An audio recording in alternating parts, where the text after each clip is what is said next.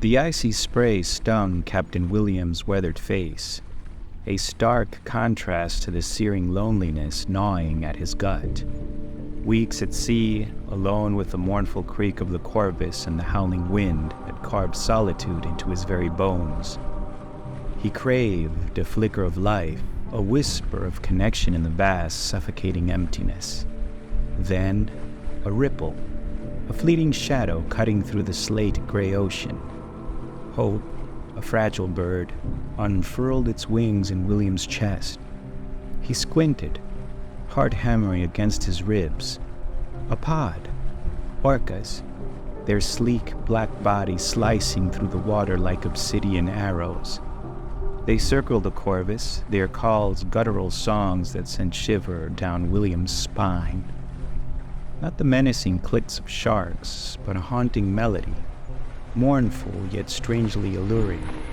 He felt drawn, his isolation cracking under their song. He tossed them scraps of fish, watching them tear through the offerings with their needle-sharp teeth. One particular orca, larger than the others, kept pace with William. Its gaze felt like a physical touch, heavy and knowing. William, emboldened by the strange connection, began to talk. He poured out his loneliness, his fears, the gnawing emptiness that had become his constant companion. The orca listened, its black eye seeming to absorb his words. Then, as abruptly as they had appeared, the pod vanished.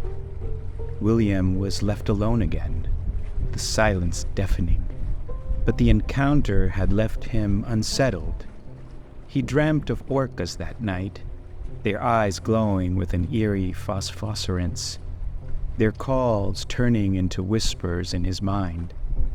The next morning, a thick fog rolled in, shrouding the boat in an eerie white silence. William felt a prickling unease, the metallic tang in the air stronger now. He saw them, the orcas, their shapes looming through the fog like phantoms. But something was different. Their eyes, once filled with intelligence, now gleamed with a predatory hunger. The orcas circled the boat, their calls no longer playful, but guttural growls. William scrambled for the harpoon, his heart hammering against his ribs. He knew with a bone-deep certainty that he was no longer their companion, but their prey. The attack was swift and brutal. The orcas rammed the boat, splintering the wood, their teeth tearing through the sails. William fought back, desperation fueling his blows, but he was outmatched. He watched in horror as the orcas tore his boat apart, their black bodies swirling around him like a macabre ballet. In the end, William found himself in the icy water, the orcas circling, their eyes cold and calculating. He looked up at the lead orca, its gaze piercing him, and he understood. He wasn't just prey. He was a trespasser, a speck of flesh daring to intrude on their domain.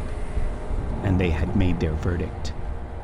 The corvus drifted on, a ghost ship with a tail etched in bone and blood, a testament to the chilling truth that sometimes the only thing worse than isolation is the company you keep.